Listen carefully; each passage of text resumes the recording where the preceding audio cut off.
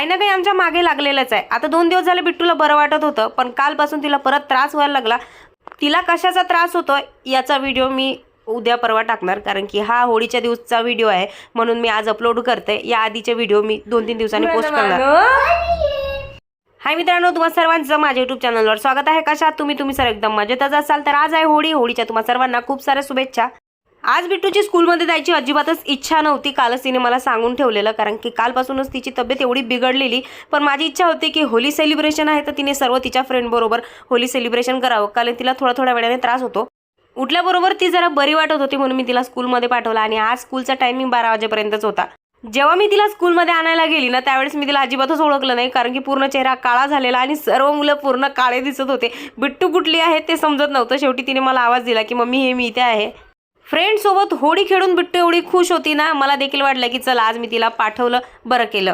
घरी आल्यानंतर तर एकच सुरू झालं, मम्मी माझी पिचकारी भरून दे. आता म्हटलं ना बिट्टू तू तुझं काम कर, मी माझं काम करते. स्वयंपाक बाकी राहिलेला 2-3 पिचकाऱ्या मी तिला भरून दिल्या. शेवटी ते तिचं काम करत होती. सकाळी बनवली होती मी रश्श्याची भाजी, सोयाबीनच्या वड्या. आज सुक्यासाठी काय बनवावं तर दिसले होते मला भरिताचे वांगे. मग मस्तपैकी भरीत केलं.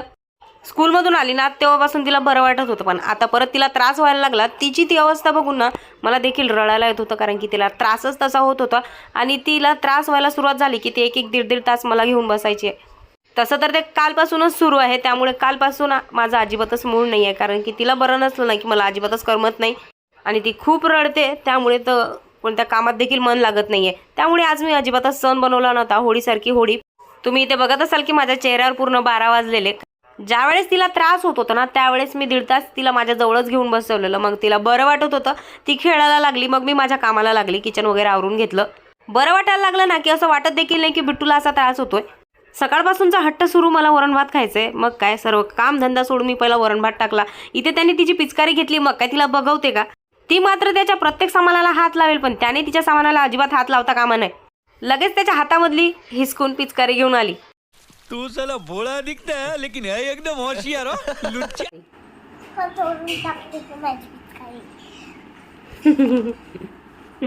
घरातली बारीक चिरीक कामं आवरता 3:30 वाजले. आता तिच्याकडेच बसलेली मी. आता म्हटलं काय करावं. तसे तर मला आज व्हिडिओ बनवायचेच होते, कारण की कालपासून माझे पार्सल आलेले. काल तिला बरं नव्हतं त्यामुळे मी काल व्हिडिओज बनवले नाही. चला म्हटलं आज तरी बनवूया. माझी इथे तयारी वगैरे झाली. आज की मी फार तयारी केलीच नव्हती. जो स्किन केअर होता माझा तोच ठेवलेला. लिपस्टिक वगैरे काहीच लावली नाही. बस मी व्हिडिओ काढायला आलेली आणि बिट्टूला त्रास व्हायला सुरुवात झाली. मग काय तो व्हिडिओ ठेवला बाजूला, तिच्याकडे गेली, तिला जवळ घेतलं. मग तिला जवळ घेऊन मी परत 1-1.5 तास तिच्यासोबतच होती. मग तिला परत थोड्या वेळाने बरं वाटायला लागलं. मग ती म्हणाली मम्मी तू तुझं काम कर, मी खेळते आता. आज काही मला फार व्हिडिओ बनवायचे नव्हते, फक्त 2च कपड्यांचे व्हिडिओ होते जे मी पटकन बनवून घेतले.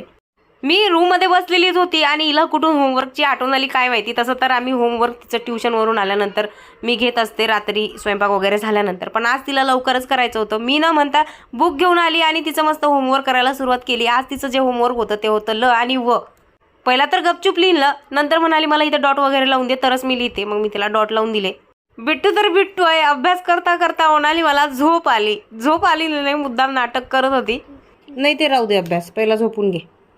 झोप सोडून आम्हाला काही सांगा, आम्ही करतोय ना पिल्लू.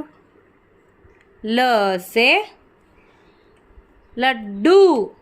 हा इथे 1 लिहून तुला झोप येते काय? 1 लिहित आहे झोप येत आहे, 1 लिहित आहे झोप येत आहे.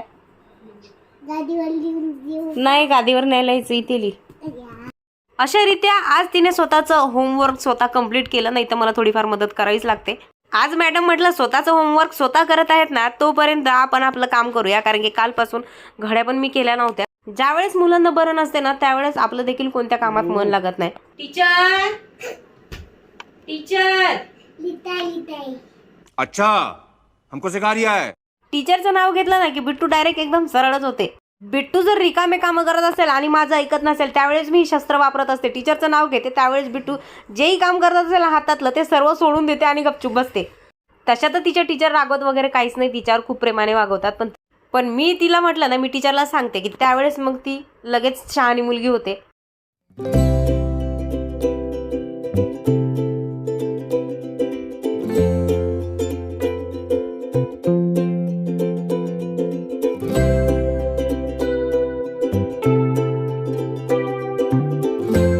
आज फक्त मी एकच काम केलं, ते म्हणजे फक्त माझे व्हिडिओ शूट केले. ब्लॉग अजिबात एडिट केले नाही, त्यामुळे ब्लॉग देखील तुम्हाला दिसत नसतील. 4:30 नंतर ना बिट्टूला जरा बरं वाटत होतं. पटकन तिची तयारी केली, मस्तपैकी तिला आज तयार करून दिलं. तिला बरं वाटत आहे म्हटल्यानंतर आता माझा चेहरा देखील खुललाय, कारण की मुलांना बरं वाटत असेल ना तरच आपला चेहरा देखील खुलतो. संध्याकाळची सासूनांसाठी चहा ठेवते म्हटलं, तेवढ्यात जाऊ सुद्धा टपकल्या. मग जाऊला पण चहा ठेवून दिला. तसं तर त्यांनी आजकाल जरा चहा पिणं बंदच केलंय, पण आज त्यांना चहा प्यायची तलप आली होती. आजकाल माझी जाऊ बिचारी आपल्या ड्युट्या करून परेशान आहे. ना जास्त बोलायला वेळ, ना दोघींच्या गप्पा, ना मस्ती. आजकाल असं खूप मिस करतोय आम्ही पण आणि तुम्ही देखील. पण काय करणार, ड्युटीज मॅडमची एवढी डेंजर आहे, त्यामुळे त्यांना वेळच मिळत नाही. 4:30 नंतर बिट्टूला अजिबातही तो त्रास झाला नाही. चला म्हटलं थोडाफार हेच करून घेऊया सण. मग मी लगेचच हरभऱ्याची डाळ काढली. तरी मी इथे मेजरमेंटसाठी घेतलेला होता ग्लासनेच मी डाळ घेतली 2 ग्लास आणि 4 ग्लास पाणी घेतलं. थोडंसं मीठ आणि तेल टाकून कुकरला डाळ लावली. खाली बिट्टू माझ्यासोबत बडबड करतच होती, कारण माझ्याशिवाय तिला जास्त करमतच नाही कुठे. मगाशी ना चहा वगैरे झाल्यानंतर मी गेली होती तूप आणायला. तर हे तूप मी मीनूच्या मैत्रिणीकडून आणते. गेल्या वेळेस पण आम्ही तिच्याकडूनच आणलेलं. मला काही 1 किलोचा अंदाज आला नाही, त्यामुळे मी मोठा डब्बा नेला होता. खरं तर या छोट्या डब्यात बसेल एवढंच तूप ते आलं, म्हणून आता मोठ्या डब्यातलं तूप मी जरा छोट्या डब्यामध्ये टाकून घेते. आत्ताच मी हॉल किचन पूर्णपैकी साफ करून घेतला, कापडाने पुसून घेतला. आणि या बायाने बघा, इसका मैं क्या करूं, इसको मैं क्या कहूं.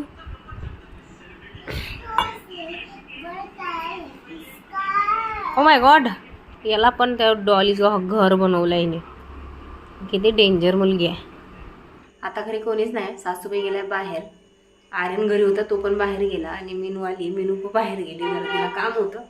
तर ही खूप वेळची मला त्रास देत होते, थोडा आम्ही बाहेर होतो. मग म्हणाली मुलांसोबत तिकडेच खेळायला.